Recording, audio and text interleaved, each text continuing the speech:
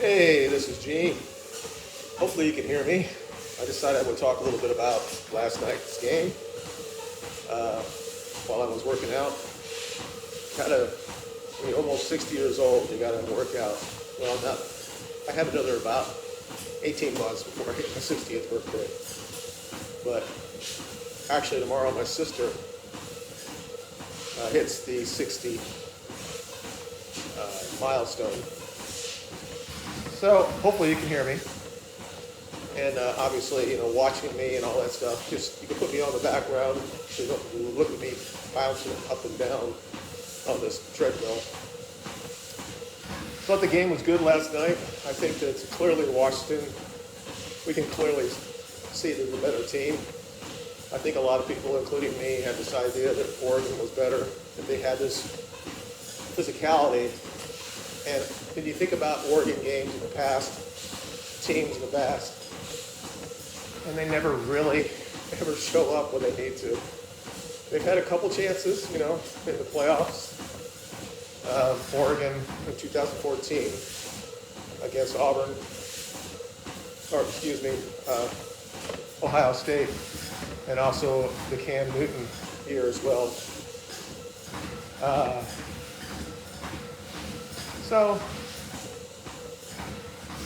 There were a lot of people. I do want to talk about a couple things in the game. First of all, people were still saying that Nix should have got a grounding call there in the first half. I don't think it was. I think that he was in the box, or just out of the box, and he just put the ball. It was the middle of the field. It's not like he's trying to evade anything there. I think that was a non-call that was correct. The other one that everybody else is getting really upset online was a pass interference at the end of the first half. Now, personally, I don't think it was pass interference. However, you can't hold the guy the only way down is down the field there. And that's what the defender did for Washington. They grabbed the guy on his shoulder pads, and while he's taking him down the field, the ball's in the air. So, personally, I think he started holding him before the ball was released. But whatever. And it was either that or it's defensive holding. And people are trying to say this is the worst pass interference call in history. Okay, maybe you're right. Maybe it should not have been that. But clearly, it was at least holding. And these are all these pundits with huge followings and platforms saying that it's just wrong and that the Pac-12 want Oregon to get to the playoff because apparently the Nike money. And I just find this pretty funny. So, as I'm sitting there watching the EPL this morning, I was going to watch Arsenal. They're already up 2-0, so I moved over to Burnley and Sheffield. What the hell is it? It's not Wednesday. United, my bad. But it was weird because Washington was dominant in the first quarter. They showed that they're ready to play and all that good stuff, and they finished the same way. They just took the ball, and Oregon couldn't get it off of them. So, great game. That coach or that quarterback for Washington clearly likes that one little pass across the body, 25-yard, either a post or is that out? Oh, I mean, it's all the way. I guess it's a long post. It could be a paddle. But he throws that pass really well. And I said before the game, he looked pretty, not frail. He looks like the type of quarterback that has to play in perfect weather. Now, again, I don't watch enough of Washington games, but I did watch the last 3 or 4 weeks they had. And he was playing in somewhat inclement weather, and he didn't play very well. So maybe it's his hand size or something. He can't really spin it. But get him on a perfect field, in perfect temperatures, it's pretty good. But, like all quarterbacks, you put a little pressure on them, and things happen. So, clearly, Washington should be in. Congratulations of the last Pac-12 team to get into the playoff. So, and I will give some props to them. I said I didn't think they were balanced enough to win the championship. I mean, in the playoff. But their defense has looked a little bit better last night and has been the last couple of weeks. So maybe that balance is coming back. I heard several times in the game they said they're getting the guys back. And maybe they'll be a threat. I don't think they will. I don't think you can do those type of sweeps that they have against an SEC type of defense or Florida State. I think that we stopped that. And Oregon had no way to stop those. It's just the biggest thing in the entire game was the trench warfare. Everybody thought that Oregon was going to be more physical. That didn't happen. They had a little bit of times in the game that they looked like they really could be back. But the entire game, Washington was more physical. And they had, at the end of the day, they had the better skill players. And that's why they won. Really, if Washington didn't, maybe I'm not going to say they went to sleep in the second quarter, but that could have been a blowout. It really could have been. So, definitely they're in. And I think no matter really what happens, Michigan, there's a guy that would actually responded to my video, and I do want to talk about that again. When I talked about this video a couple days ago, or yesterday, my views around 2,000, now it's over almost 4,000. So again, thank you for that. I think it's nice to know that we can have this conversation and all the people did nice in the comments except the one gator that said the reason why that everybody doesn't like Florida State is because of the fans. And I'm like, oh, okay. I didn't know he was a gator, but I found out who he was because he wasn't smart enough.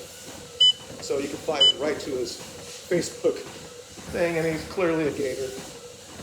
And that's fine. And he's like 12, actually like 20 something. So, yeah, that's fine. That's banter between teams, that's fine. But at least tell us that you're an SEC homer or you're a gator, so we know where you're coming from.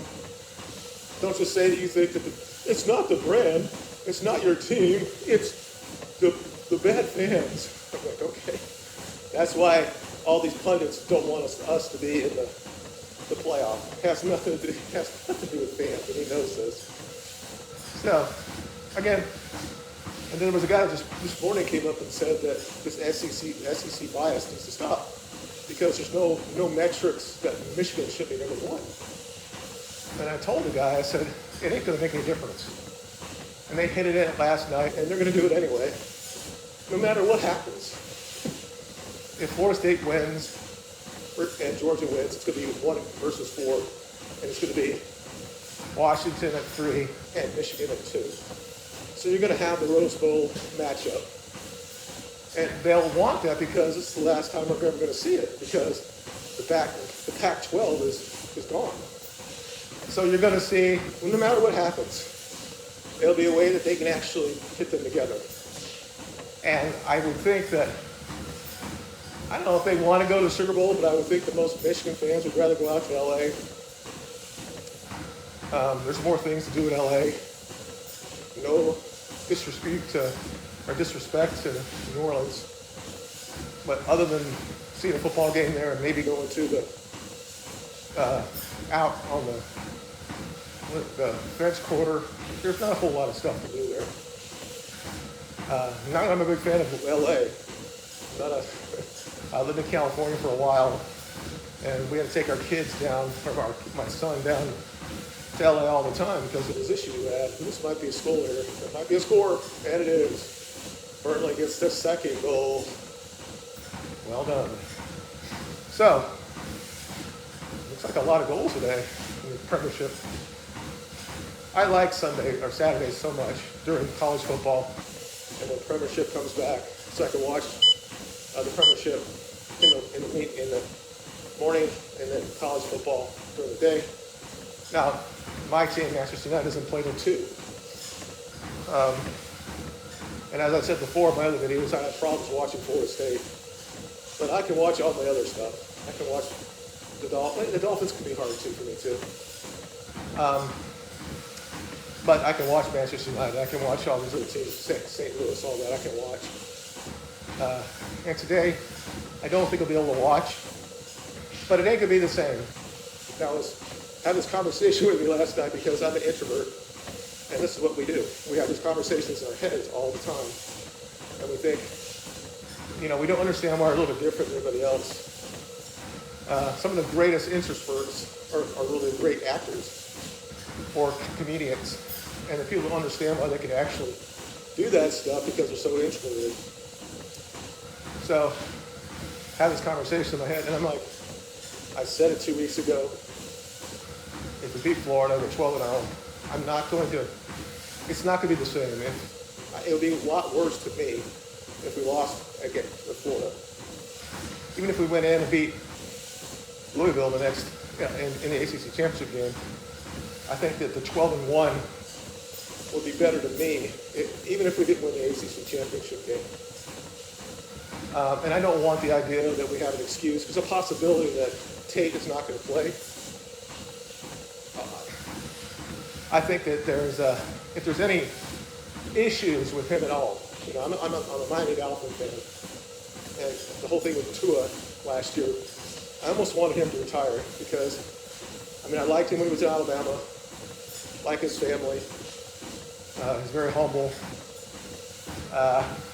But he got a big, huge injury when he was at Alabama with his hip. And I never thought he was actually going to be able to play. I was kind of shocked that we selected him over Haber. But Haber hasn't won a lot. He has decent stats. He has the size. But San Diego or LA, Chargers haven't done a whole lot. Oop, this might be a response already. Oh, he missed it. So, if there's any lingering effects to that hit that he took against Florida, I don't want him to play. He's not going to be probably a starter or a player in the NFL.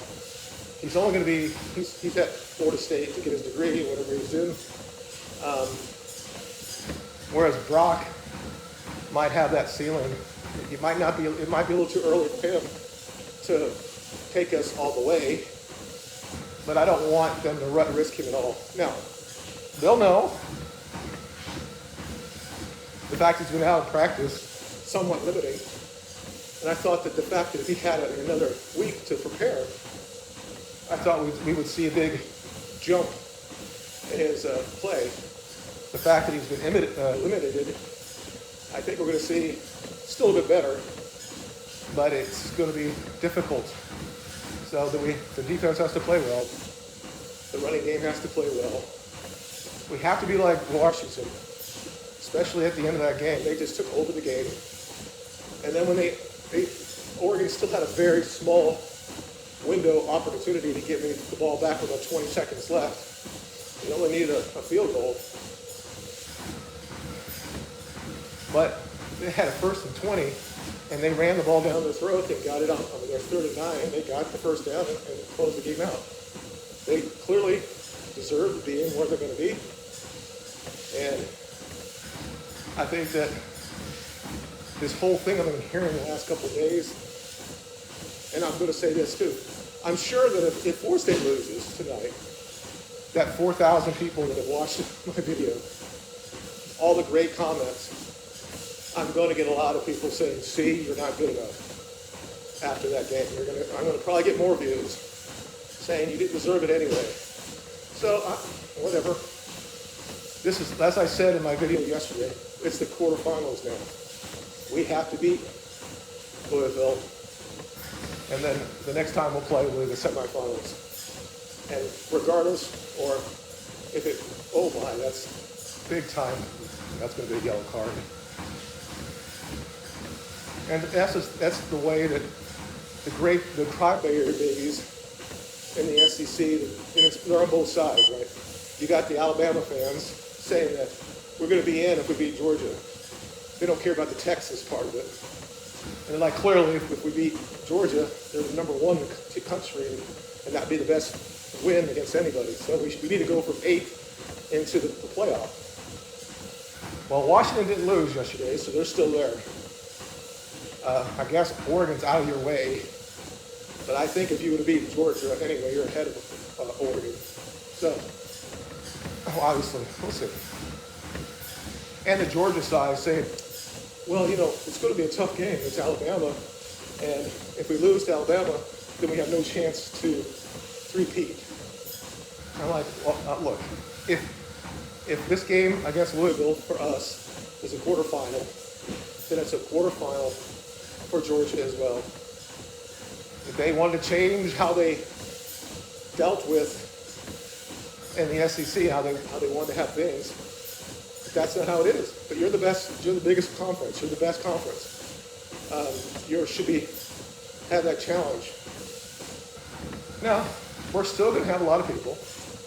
I mean, I think the line is down to 1.5 now. Started at 5.5, and then went to 2.5, and then the news that Tate might not start. It took it down another 1. So it's possible by the beginning of the game we might be the underdog. I don't think it'll happen, but it might. So all these games today are that, and if we don't finish the line, didn't finish the test, then we shouldn't be there. And it's the same thing with Georgia. Unfortunately, it's how it works right now. This is the last game or last time it's ever going to do this way, because we go to the 12-team payoff next year. So I don't think it'll be. Georgia knows what it has to do. They're 48 minutes from their campus. They're playing in Georgia. It's going to be 50-50 in the crowd. They played Alabama a lot. Unfortunately for them, they don't have a great record against them. But anyway. So, it just seems like everybody in the Premiership is scoring.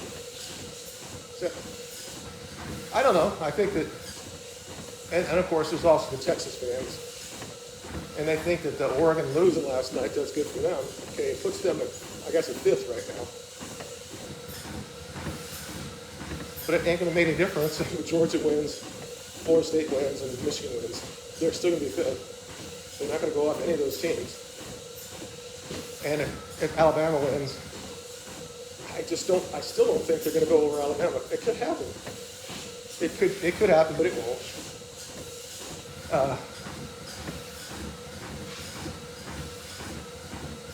It would have been better for them to actually put Oklahoma instead of Oklahoma State. And if they would have beat Oklahoma, then they could have said, we avenged the one loss that we had. I think that might give a little more. But you're not going to be able to. You can't, especially if Alabama wins by a couple touchdowns. You're not going to keep out Alabama. And I don't care that Nick Saban's out there already lobbying for their team, and that we're not. We don't have to do anything. I said it before in my video. We don't have to claim anything. Outside of Georgia, we've been the most successful team in the last year and a half. Of course, that could all come crushing down tonight. It currently could. But I like where we are mentally wise. I hope the players watched some of that game last night to see how you deal with adversity, how you go in the fourth quarter, and then you say we're going to take the game away from them, we're going to run it down their throat, use our physicality, our talent, and just take the game away. And that's exactly what Washington did in the fourth quarter. I mean, Oregon got back in. Well, 2 plays, and they got a touchdown and got it close again. But really, when they had that long drive and had the touchdown at the end of it, it would have been hard for Oregon to come back. Similar to how we played at Miami. We had the game pretty much won, and we got that fluke play, and they were back in the game. So, and the people were like Chris Ballard, they're like, oh, I can't believe they're doing an onside kick. And I'm like, they can't stop Washington. They have to get the ball back because they don't trust the defense. And everybody came into this game saying that Oregon defense is good and they're very balanced on both sides. I think what we've always seen, and I think it's been fair in the last 10, 20 years, that the Pac-12 is not very good. So when Oregon goes in and gets 60 on everybody, it doesn't really show anything because when they go and play the bigger players in the playoff or other things, they don't do very well. Now, they beat us, but they had Mariotto, and that was another game that I said before, we kind of gave it to them. But when they play SEC or Big Ten, they're not. I think after watching that game last night, I think right now I have to reevaluate Washington. It's just, they look good on both sides. They're physical on both sides. And I think that those type of teams could actually beat like Michigan or Georgia or, not sure about Georgia, but it's possible. I don't think you can do all the little things that they do. Same thing that Oregon does, a lot of motion and leaf flick. I don't think you can do that against Georgia. It might work once. So, not getting a little. So, but it was a good game. No stress for me. Although I have an Oregon helmet in my stand at home. I'm looking at my helmets. I'm like, oh, all these teams are going to lose, or hopefully not. I got Alabama one. I have three Florida State ones, and I have an Oregon one, and I have a USC one. My son is a USC fan because he grew up in California. So, yeah, it's I'm like, all my Hellas teams are going to end up losing. But the game was pretty much, I'm not going to say it was done in the first quarter, but it showed who was there to play. And that just shows that the good coach team was ready to play. Maybe they were held back the last couple of weeks. I think it was more about the elements. They didn't have guys back, but now they got the guys back.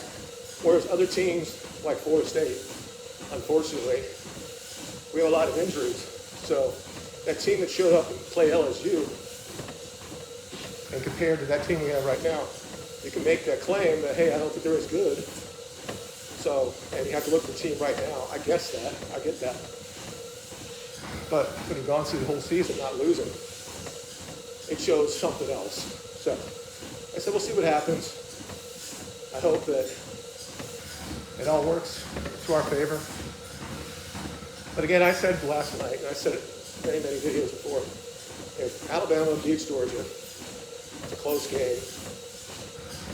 Let's say Texas doesn't really do a whole lot to Oklahoma State, although apparently some Oklahoma State guys killed a steer.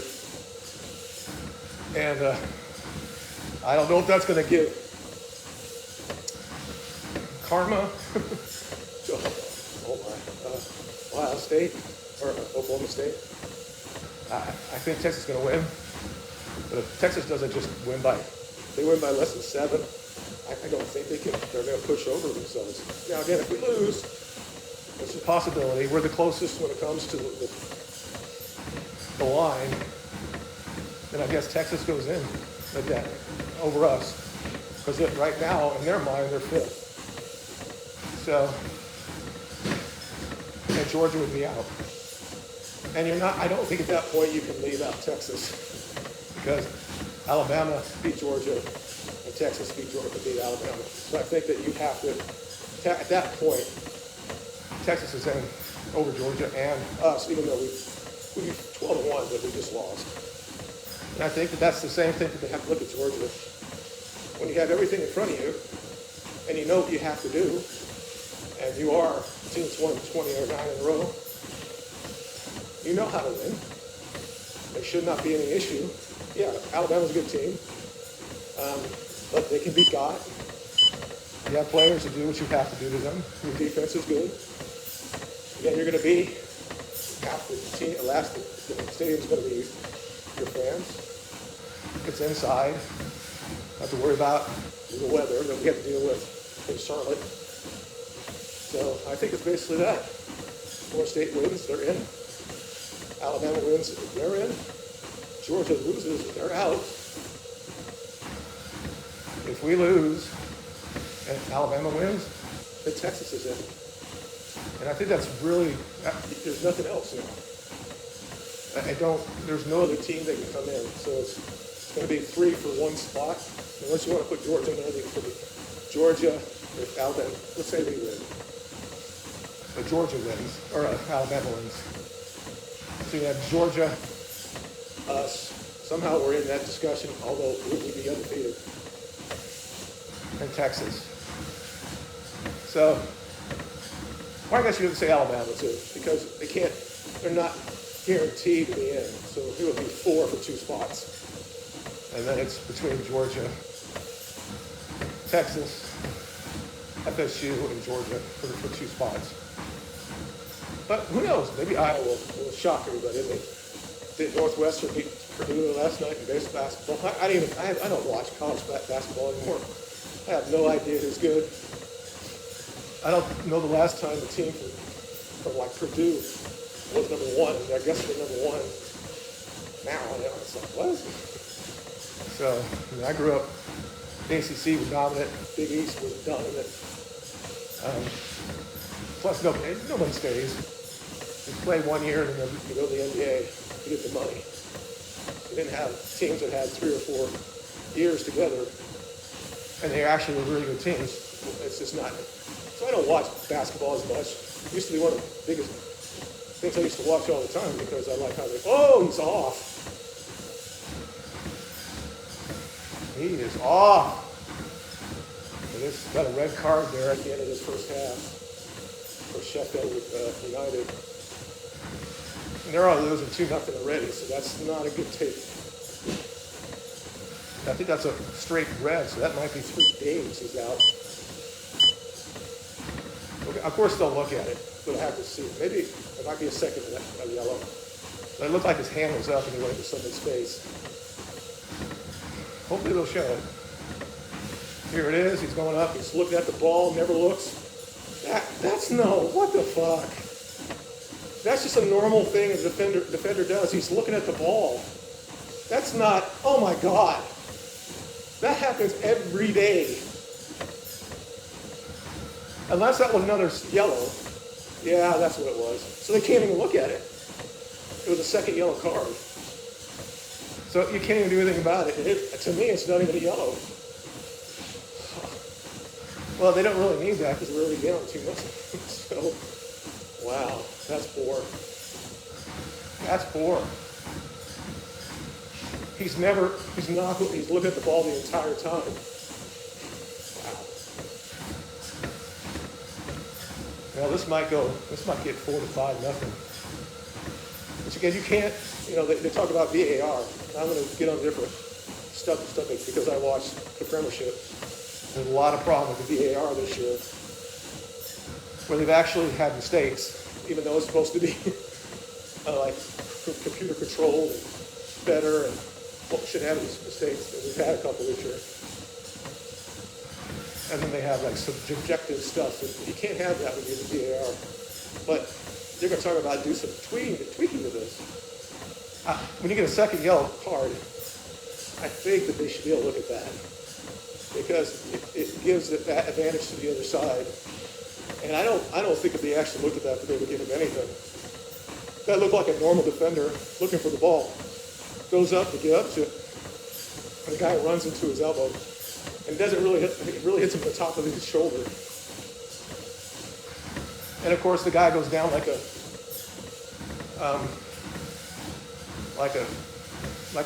brick, or the word is. He goes down because he flops down, which I don't like either. So anyway, it's going to be an interesting day today, a college or a sport day. Like I said last night, was no pressure, just watch 2 teams playing. Then I got guys like RG3 saying both of these teams should be in the playoff. Oh, we're doing this now? You already said that Georgia and Alabama should be in, regardless. How many teams you have to have? We're going to have it next year, okay? And isn't Washington and Oregon going to the Big 12, Big 10. You're going to probably get 3 or 4 teams from them and 3 or 4 teams from the SEC, 2 or 3 from the ACC. We're going to have all that.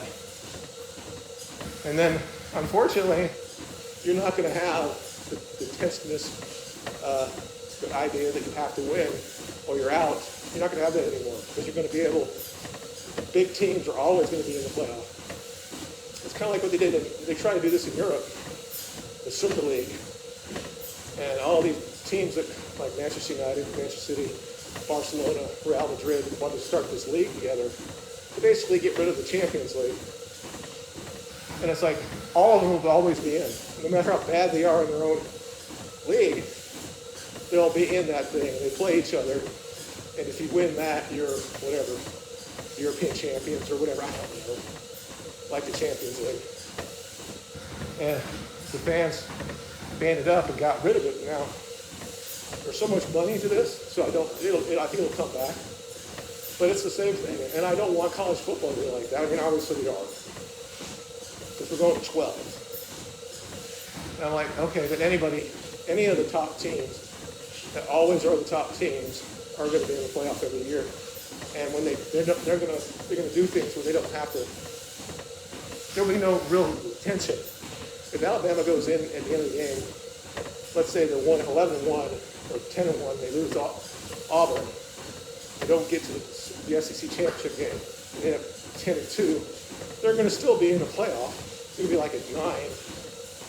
Or they'll use SEC bias and say, well, they're playing the SEC, they're going to still be above, ranked ahead of other teams from other conferences. Personally, part of me wants it to happen. I think the landscape has actually changed. I think that there are teams out there that can beat any SEC team on any day, and we've seen it. So maybe we'll see more unbalance when it comes to who actually wins championships. It'll always be the SEC and the ACC. It'll be maybe other things. Although it's kind of hard because the Pac-12 is no longer there. You're going to end up having like 4 big conferences. And the ACC, if they continually expand, or if we go to the SEC, I mean, there's a huge amount of change in college football. Some it's okay. I still love the ability that when you watch a game of Michigan against Ohio State, it used to be if you lost that game, you had no chance. Or later in the year, we would play Florida or Miami, and we knew going into that game we could not lose it because we had to be undefeated to have a chance to be anywhere. And we lost a lot of those games. I mean, it's in the 90s. We clearly could have had 5 championships between 1993 to 1999, and we got 2 during that time, but we could have had Tennessee we lost to, third string quarterback. Also 2000, we could have beat Oklahoma. Lost to Florida in 97, lost to Florida in 96 in the championship game.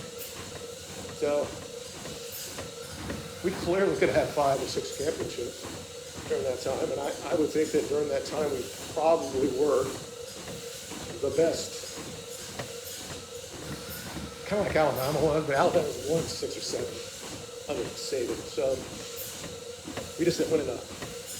And of course, the really good teams. I mean, in Florida, we had to deal with Miami and all the players they got.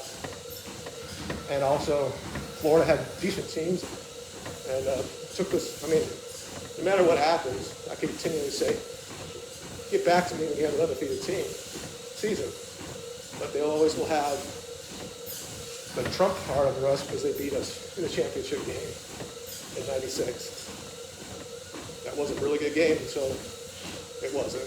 When Ward got hurt and just not a nice little heaven. So, well, let me know what you think in the comments. What do you think is going to happen today? Like I said, I'm not going to put a prediction when it comes to Florida State, but I think everybody else pretty much holds service. I think that Georgia will find a way. We'll see. And Michigan, if they end up losing to Iowa, they don't need to be in there either. It's a quarterfinal for them. Might be the easiest of all of them. Same thing with Texas.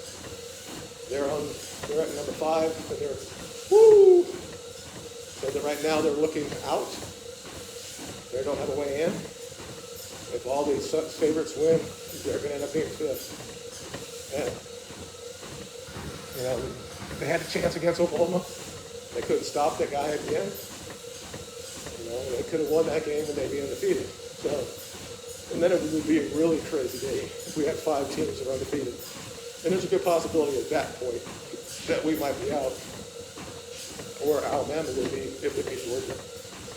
So, all right, I'm going to stop right now. I've been talking for 35 minutes, and I got another, I think, 15 minutes of this. Starting to get a little sweaty. And I do, again, thank you for actually watching the videos and subscribing. I think I got like 10, 15 more subscribers. And I'll have a conversation after what happens this weekend, on Monday probably, and we'll talk about it there. You guys have a great day, and it's only college football. If we end up losing tonight, just be thankful for the teams and how they played. And it's only kids playing a game that we all love. As kids, we all played. So you guys have a good day, and we'll talk to you later.